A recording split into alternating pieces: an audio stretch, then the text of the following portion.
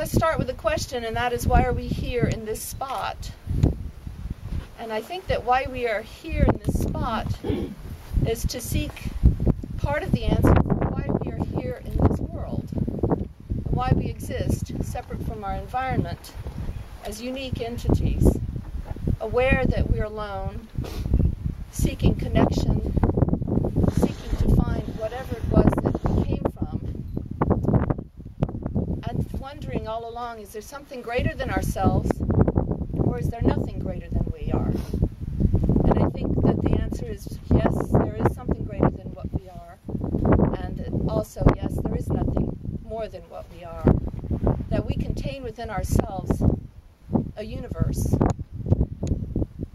and yet we have to be seeking for the connection as we become more aware of our mortality. And how we become aware of our mortality is both frightening and enlightening. We become scared when we learn that we'll die when we're 7 or 8. We carry that with us forever. I often joke with my patients who are ill, trying to lighten the moment up, saying that we're all on the Titanic. We're just on different ends of the boat. And maybe going back and forth from this deck to that, starboard to aft or whatever. And we all know the end will come. And why do we have graves? Why do we come here to see the graves? And I think it's because the fact that we die brings closer to us the fact that we are alive.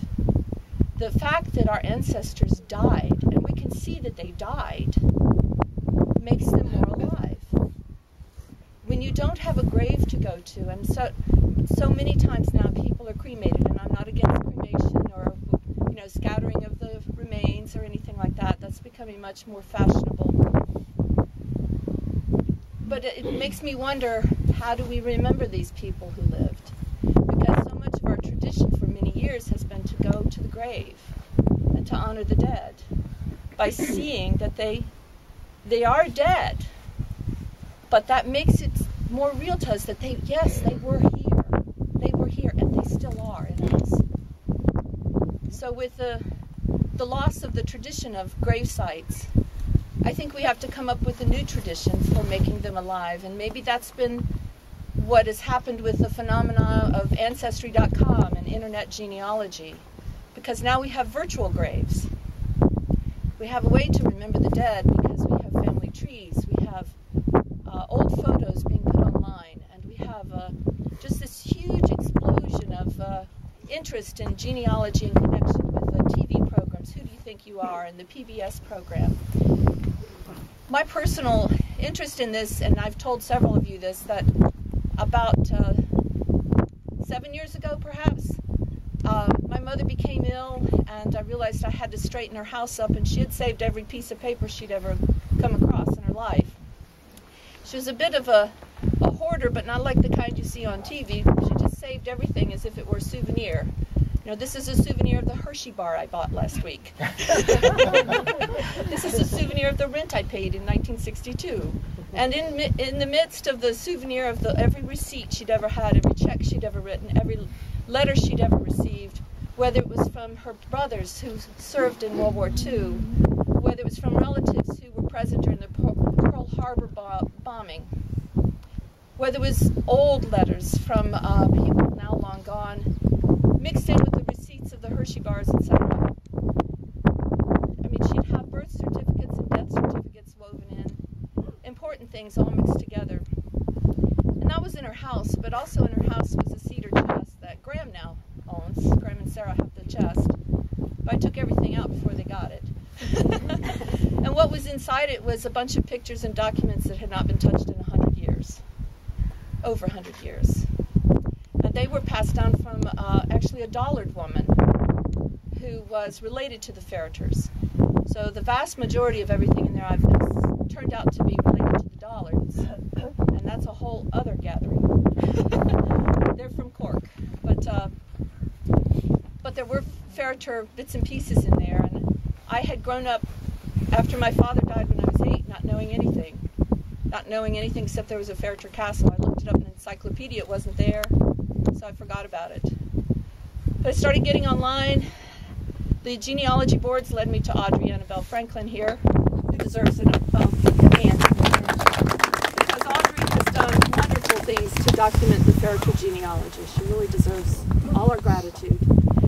Going to Audrey online led me to Leo Massey of my branch of Ferriters, who settled first in Boston and other places in Massachusetts, and then Chicopee near Springfield, and they ended up in Pennsylvania working in the coal mines, the railroads, and settled eventually in Richmond, only to have the Civil War break out, and then they scattered. Some of my family stayed in Richmond, and I have a famous Confederate. He's on the website, James. He's famous to me. James T. Ferriter, Confederate. His father's brother, my ancestor Nicholas, moved back to Maryland because he was married to Mary Ann Sullivan from here, and they had a bunch of people on the Union side. So they went to Maryland hoping to seek neutrality, but I don't think they did. Maryland was very divided. And then they came back to Richmond, Virginia, and settled. And there Leo Massey was because he grew up with the Ferriters that were in our family, so he heard all the family stories, and he deserves an applause, and he's gone from us now. I want to give him an applause.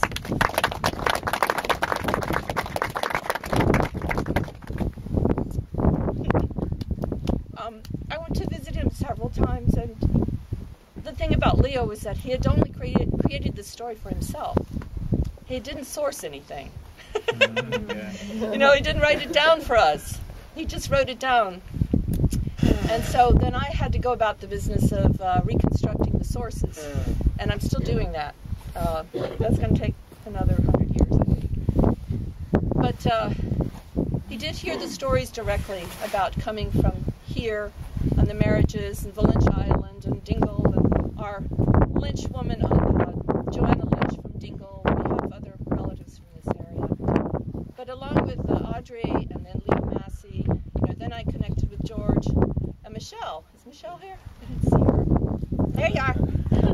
So the three of us got online together and started talking strictly Ferriter business, And it's been a great journey. But I just want to add a few more comments and say that initially, I really didn't care about anybody alive in this investigation. It was all about researching and just doing the family tree. And I liked connecting with other people who were researching, but I really didn't want to gather. I wasn't interested in that family reunion thing so much. I've been to some family reunions remotely, and they seem to be pretty much a colossal waste of time hanging out with people you didn't like or care about that much, or have much in common with. So I didn't see much use in that until my daughter Jessie connected with a cousin that my mother hadn't seen since he was an infant. She called me up, she said, he's down the road, 40 minutes from us. And we had a reunion there, and he came, and he cried for 3 hours because he'd found my mother again. They didn't know where either was. They'd been lost to the wind. He cried for 3 hours, and then 3 days later my mother died. Wow. She had come full circle, as we all must. The connection with family, we start out close with our family, we separate, we go on our own. We must come back to family. We start out united with this universe, and we become unique and aware of our separateness. And we must come full circle and become unified again.